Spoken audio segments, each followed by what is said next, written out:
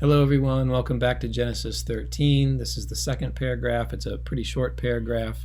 It begins with V'gam lalot haholek et Avram. Now we don't have a preterite here. We don't have any preterites in this paragraph, or what I'm calling a paragraph. Some people might want to just call it an inter-paragraph comment, or even just to treat it all as a big parenthetical remark to the previous paragraph. In any case, we're going to have three clauses here. Abram is not the subject of any of them. They don't have the same subject, but these are all pieces of information that relate to the situation that we find Abram in the first paragraph, the first four verses. So we start with V'gam lalot, switching our attention to Lot. And the verb that works with is down here in the B line, hayad, son, uvakar, ve'ohalim. So remember, the preposition lamed, to or toward, can also indicate possession. So also belonging to Lot were sheep and cattle and tents, plural. And then Lot is described as haholek et Avram. So let's take a look at holek. Now let's pull that apart. Is there anything at the end? No, that kaf is not a pronominal suffix. That's the third radical. It's R3. What's at the beginning? We have a hay and a patak, a couple of possibilities for a hay and a patak, a hifil kind of thing, but not here.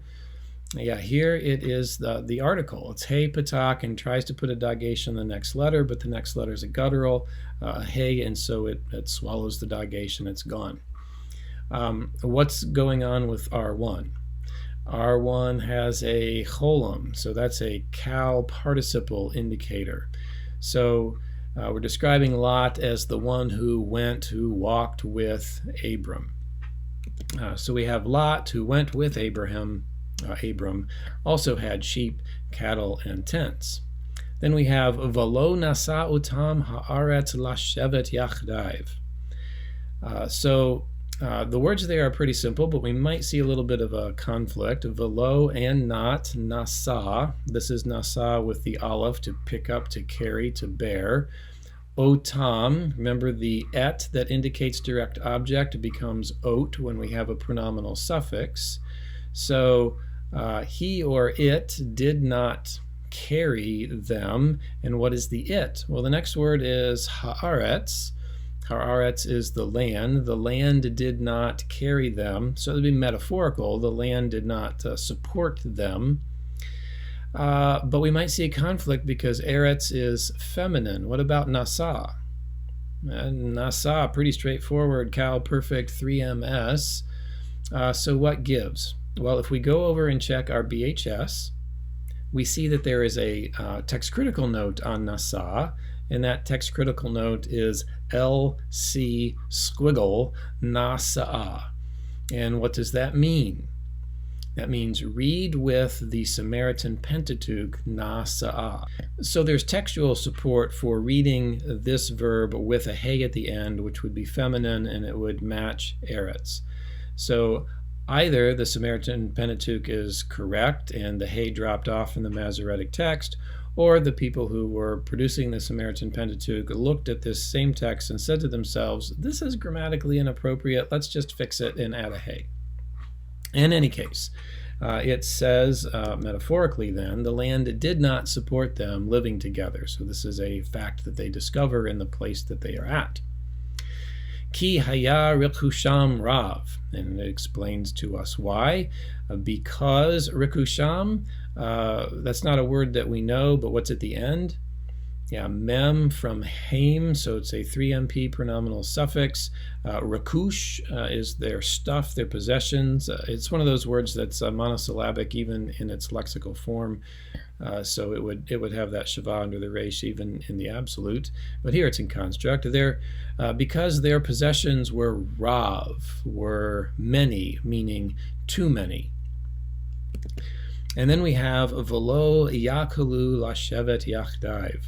So at the beginning of verse 6, we might feel like we want to translate the land could not support them, which would be a true statement. But here at the end of verse 6, we see how they would actually say that, or at least how they could clarify that, is by using a form of yakol. So we have v'lo yakalu. Now there's an u at the end because it's plural. They were not able, lashevet yachdav, to live together. Let's also look at lashevet. At the end of lashevet, we see a tav at the beginning. Preposition lamed. How many verb forms can have a preposition on the front? 2, participles and infinitive construct.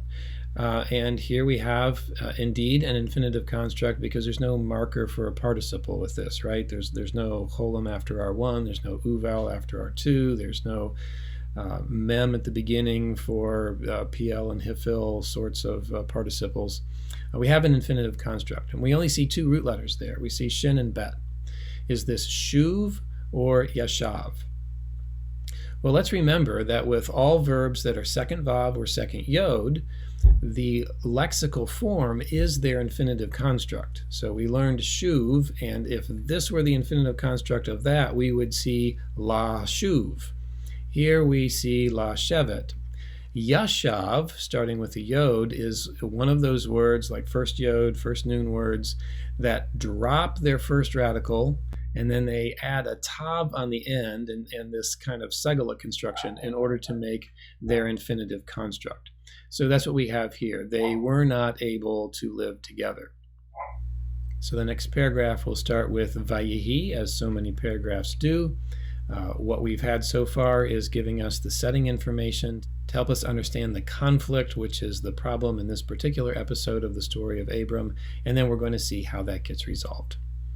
All right, thanks for being with us. Stay tuned.